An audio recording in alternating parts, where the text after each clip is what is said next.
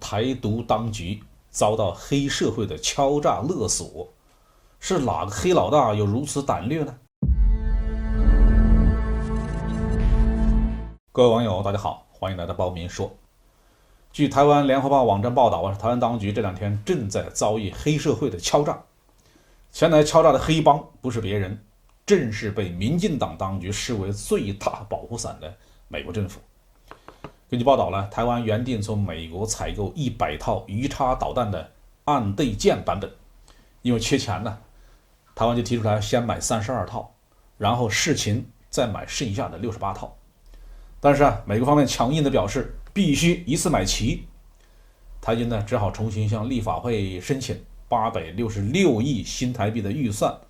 把100套鱼叉全买下来。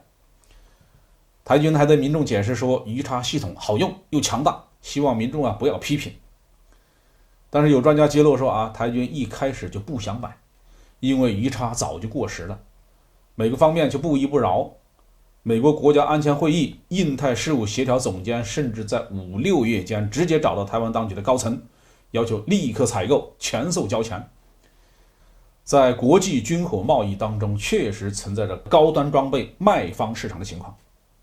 因为再紧俏的武器装备，卖家也会对买家保持着足够的尊重，不大可能出现这种强买强卖的事情。因此美国要求台湾大量全额购买落伍过时的鱼叉反舰导弹，根本就不是军火贸易，而是强买强卖，这是黑社会常用的敲诈手段。台湾居然能够接受这样的敲诈，也着实是一件让人悲哀的事情。台独分子如今在台湾执政，他们所接受的任何不平等的条件都要由台湾人民来买单，要用台湾人民的血汗钱和他们从大陆赚来的顺差去给美国的军火商或美国的政客填坑。看来台独这个毒瘤不尽快拔除，台湾老百姓的血汗钱就始终是危险的。我们看最近几年的美国对台湾军售，可以发现美国出售装备的数量和质量那是在稳步下滑。这原本是中美之间3个联合公报当中所提出的明文要求，在80年代、90年代，甚至是在21世纪初，美国都从来没有把这个条款放在心上，先后向台湾出口了 F-16 战斗机、基德级的护卫舰、先进的中距空导弹、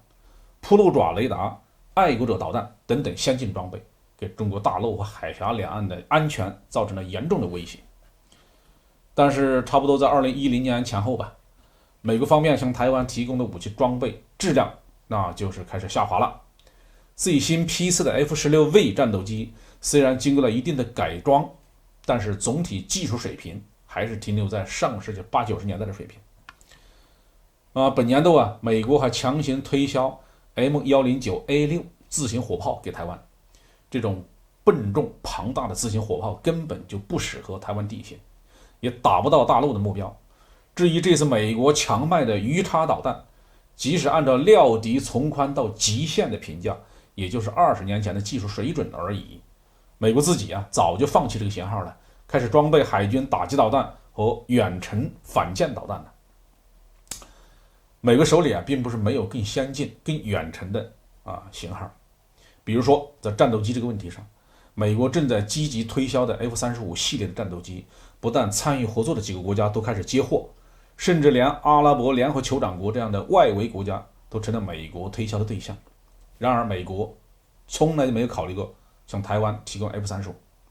台湾的军政当局似乎也不敢向美国提出这样的采购要求。是因为 F-35 放在台湾没有用处吗？显然不是。F-35 作为第4代隐形战斗机，如果进入台湾，肯定是会给解放军带来更大的压力的。美国之所以这么做，一是怕引起中国更加强烈的反应，更主要的恐怕还是担心台湾方面的前途。说不定今天 F-35 到货，明天解放军就打过来，装满了美国军事机密的这个 F-35 战斗机，搞不好就成了解放军的战利品。至于更先进的反舰导弹、巡航导弹，更加不能冒着风险送到距离中国大陆只有100多公里的地方了。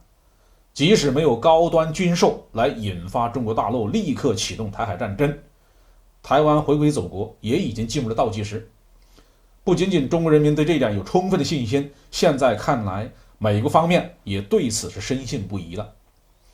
对于台湾回归祖国的时间表，美国方面有2027和2034这两个推测，这主要是他们根据解放军两栖突击能力的发展速度评测出来的。就算是最远的2034年的时间表，距离今天也不过12年的时间了。既然如此，趁着台湾还没有回归，赶紧用更快的速度、更大的强度从台湾身上攫取利益，这才符合美国军工集团的利益。所以美国一定要抓紧时间把一堆破铜烂铁强行塞给台湾，既让你中国人两败俱伤，又让台湾的财富流入美国的腰包。只要台湾一天不统一，这种事情就一天不会停歇。好，这句话就说到这里。